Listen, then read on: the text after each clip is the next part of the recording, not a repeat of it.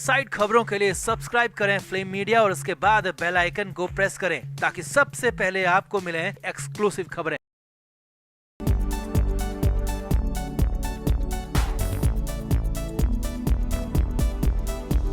महाराष्ट्र में जबरदस्त सियासी बवाल चल रहा है और खास तौर पर महाविकास अघाड़ी की जो प्रेस कॉन्फ्रेंस हुई उसके बाद तो बवाल और ज्यादा बढ़ गया है। उद्धव ठाकरे फिर से घबराने लगे और इस बार उद्धव ठाकरे को अपनी पार्टी नहीं बल्कि कांग्रेस के नाना पटोले की बगावत का डर सता रहा है। इसीलिए तो नाना पटोले के हाथ पैर जोड़ लिए, लेकिन फिर भी नाना पटोले ने आने से इनकार कर दिया, जिसके बाद तो मातोश्री में मीटिंग हुई और नई खबर यह है कि उद्धव ठाकरे सोनिया गांधी या फिर राहुल गांधी से मिलने दिल्ली तक जा सकते हैं। तो क्या है पूरा मामला और माजरा, कैसे नाना पटोले ने उद्धव ठाकरे को दिन में ही तारे दिखा दिए, सब कुछ आपको दिखाते हैं, बताते हैं। आप भी वीडियो को शेयर करें और कमेंट बॉक्स में अपनी राय जरूर दें। तो महाराष्ट्र में महाविकास अघाड़ी ने लोकसभा चुनाव में तो काफी अच्छा प्रदर्शन किया, 48 में से 31 सीटें जीत ली। लेकिन अब गठबंधन की पार्टियां शिवसेना, यूबीटी, एनसीपी, शरद पवार और कांग्रेस के बीच में खींचतान शुरू हो गई है कि कौन सबसे बड़ी पार्टी है। इसकी होड़ चल रही है, एक दूसरे से आगे निकलने की दौड़ चल रही है। तीनों ही पार्टियों में ये सब नजर आ रहा है और इन सब पर उद्धव ठाकरे फिलहाल तो भारी पड़ते हुए दिख रहे हैं, इसीलिए तो बवाल हो रहा है। असल में शनिवार को मुंबई में महाविकास अघाड़ी की एक बैठक हुई और उसके बाद प्रेस कॉन्फ्रेंस भी हुई। यूबीटी की तरफ से उनके सबसे बड़े नेता उद्धव ठाकरे खुद मौजूद थे, तो शरद पवार की पार्टी की तरफ से शरद पवार भी मौजूद थे, लेकिन कांग्रेस की तरफ से प्रदेश अध्यक्ष नाना पटोले मौजूद नहीं थे और पृथ्वीराज चौहान इस मीटिंग में शामिल हुए। अब इस मामले पर बड़ा खुलासा ये हुआ है कि नाना पटोले ने उद्धव ठाकरे के साथ मीटिंग में शामिल होने से पहले इनकार कर दिया था। जी हां, इसीलिए नाना पटोले की जगह पृथ्वीराज चौहान मीटिंग और प्रेस कॉन्फ्रेंस में गए। आगे देखिए, नाना पटोले उद्धव ठाकरे से बेहद ज्यादा नाराज बताए जा रहे हैं क्योंकि उद्धव ठाकरे हमेशा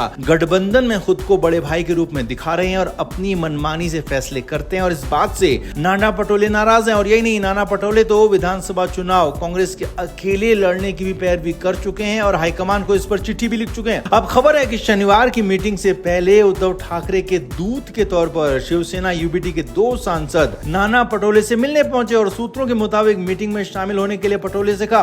अब ये मीटिंग उद्धव ठाकरे के घर और दफ्तर यानी कि मातोश्री में होनी थी, तो नाना पटोले ने मातोश्री जाने से साफ साफ इनकार कर दिया और कहा कि वो मातोश्री किसी भी हालत में किसी भी कंडीशन में नहीं जाएंगे। और यही नहीं, नाना पटोले को मनाने के लिए कई तरह की कोशिशें की गई, हाथ पैर जोड़े गए, लेकिन पटोले नहीं माने तो नहीं माने। साफ साफ कह दिया कि जब तक उद्धव ठाकरे अपना रवैया, अपना तरीका नहीं बदलते हैं तब तक वो उद्धव ठाकरे से मिलेंगे नहीं और उनके घर जाने का तो सवाल ही नहीं है, मीटिंग का तो सवाल ही नहीं है। अब नाना पटोले के बगैर ही मीटिंग तो हो गई, प्रेस कॉन्फ्रेंस भी हो गई, लेकिन खबर है कि उद्धव ठाकरे अब इसके बाद बेहद ज्यादा टेंशन में है क्योंकि लोकसभा चुनाव में भी महाराष्ट्र में कांग्रेस सबसे ज्यादा सफल रही। 17 में से 14 सीटें जीतने में कामयाब रही कांग्रेस, जबकि यूबीटी ने 21 सीटों पर चुनाव लड़ा था और सिर्फ 9 ही सीटें जीत पाई। और यही नहीं, कांग्रेस का वोट परसेंटेज भी बढ़ा है। विधानसभा चुनाव में भी अगर ऐसे ही चलता रहा, ऐसे हालात रहे, तो एक बार फिर कांग्रेस वहां पर भी सबसे बड़ी पार्टी बन सकती है। और अगर ऐसा होता है तो उद्धव ठाकरे जिस मुख्यमंत्री पद को फिर से पाने का सपना देख रहे हैं, तो वो सपना सपना ही रह सकता है क्योंकि ज्यादा सीटें जीतने पर कांग्रेस मुख्यमंत्री पद को अपने पास ही रखना चाहेगी। और अगर कांग्रेस और एनसीपी ने उद्धव ठाकरे की पार्टी से अलग होकर चुनाव लड़ा तो फिर तो उद्धव ठाकरे बुरे फंस सकते हैं। लिहाजा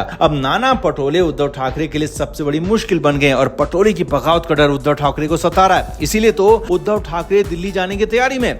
सूत्रों के हवाले से खबर है कि उद्धव ठाकरे दिल्ली जा सकते हैं, सोनिया गांधी या फिर राहुल गांधी से मुलाकात कर सकते हैं और विधानसभा चुनाव को लेकर तस्वीर साफ करने की बात कह सकते हैं। साथ ही साथ नाना पटोले पर लगाम लगाने की भी बात कर सकते हैं, मांग कर सकते हैं। लेकिन कांग्रेस हाईकमान भी पूरी तरह से नाना पटोले के साथ दिख रहा है, इसीलिए तो उन्हें राज्य में आगे किया गया है। यानी कि पूरी तरह से उद्धव ठाकरे फंस चुके हैं। इस बार तो कांग्रेस के नाना पटोले उनके लिए सबसे बड़े रोड़े बन गए हैं, जो कि विधानसभा चुनाव के बाद उनके लिए और ज्यादा मुश्किलें खड़ी कर सकते हैं। तो क्या उद्धव ठाकरे अपने बर्ताव, अपने रवैये की वजह से इतनी मुश्किल में आ गए या फिर उनके साथ एक बार फिर से गलत हो रहा है? आप क्या मानते हैं? कमेंट बॉक्स में आप जरूर से जरूर बताएं, वीडियो को शेयर भी करें। तो लोकसभा चुनाव के बाद महाराष्ट्र की सियासत गरमाई हुई है। नई नई बातें, नए नए दावे हो रहे हैं। विधानसभा चुनाव को लेकर अभी से रणनीति बनाई जा रही है। अब उद्धव ठाकरे और महाविकास अघाड़ी गठबंधन के हौसले चुनाव नतीजों के बाद बुलंद हैं, क्योंकि गठबंधन ने 48 में से 30 सीटों पर जीत दर्ज की। तो ऐसे में उद्धव ठाकरे बहुत ज्यादा एक्साइटेड हो गए और ऐसा कुछ कह दिया, ऐसा कुछ कर दिया जिसे बीजेपी ने गंदा प्लान कह दिया, पोल भी खोल दी। असल में बीजेपी ने पहले उद्धव ठाकरे पर महाराष्ट्र की महायुति सरकार सरकार को अस्थिर करने और सरकार गिराने की कोशिश करने का आरोप लगा दिया और फिर इसे लेकर सबूत और गवाह भी पेश कर दिए। जी हाँ, महाराष्ट्र की सरकार में शामिल एनसीबी अजीत पवार गुट के तेवर इन दिनों बीजेपी और एनडीए को लेकर खासे तल्ख हैं, या कहें कि अजीत पवार एनडीए के साथ फिलहाल खुश नजर नहीं आ रहे हैं और अजीत पवार की पार्टी लगातार बीजेपी की बुराई कर रही है। पहले माना जा रहा था कि कुछ दिक्कत अजीत पवार को पर्सनली हो सकती है क्योंकि उनकी पत्नी भी लोकसभा चुनाव हार चुकी थी, लेकिन अब सूत्रों के हवाले से कहानी है। बड़ी खबर यह है कि उद्धव ठाकरे ने अजीत पवार से संपर्क किया है और ठाकरे के ही कहने पर अजीत पवार बगावत पर उतर आए हैं। जी हाँ, ये बड़ी बात आपको बता रहे हैं। यही नहीं, सूत्रों के मुताबिक अजीत पवार पूरी तरह से उद्धव ठाकरे गुट के इशारे पर चल रहे हैं और महायुति में रहते हुए बीजेपी को, एनडीए को कमजोर करने का काम कर रहे हैं। इतना नहीं, अजीत पवार शिंदे गुट के भी कुछ विधायकों को तैयार कर रहे हैं ताकि चुनाव से ठीक पहले उद्धव गुट में शामिल किया जा सके और महाराष्ट्र की चलती हुई शिंदे सरकार को कमजोर किया जाए, यहाँ तक कि सरकार को गिराया तक जाए, इसकी भी प्लानिंग हो रही है। अब बीजेपी ने इस पर सीधे सीधे बड़ी पोल खोल दी है, बड़ी चोट कर दी है। महाराष्ट्र बीजेपी ने सीधे सीधे आरोप लगा दिया है कि उद्धव ठाकरे गलत तरीके से सरकार को गिराने की कोशिश कर रहे हैं, लेकिन वो अपने गंदे प्लान में सफल और कामयाब नहीं हो पाएंगे। हालांकि बीजेपी की तरफ से अजीत पवार का तो नाम नहीं लिया गया, लेकिन ये जरूर कहा गया कि हमारे कुछ साथियों को बरगलाया जा रहा है, उन्हें गलत सीख दी जा रही है। अब यहाँ पर आगे बढ़ने से पहले आपको बता दें कि अजीत पवार महायुति सरकार में डिप्टी सीएम है, एक तरह से पूरे वो साझेदार है, सरकार में शामिल हैं और इसके तुरंत बाद उद्धव ठाकरे अपने प्लान में यहाँ पर उलझते हुए नजर आ रहे हैं क्योंकि कांग्रेस तो पहले ही उद्धव ठाकरे से नाराज है। जी हाँ, उद्धव ठाकरे की मनमानी से कांग्रेस तो नाराज थी, लेकिन अब खबर है कि शरद पवार गुट भी नहीं चाहता है कि अजीत पवार को फिर से साथ में लिया जाए और उद्धव ठाकरे के अजीत पवार से नजदीकी से शरद पवार गुट बेहद नाराज है। जी हाँ, ये बड़ी खबर आपको बता रहे हैं कि शरद पवार की बेटी सुप्रिया सुले अब नहीं चाहती है कि अजीत पवार गुट को साथ में लाया जाए क्योंकि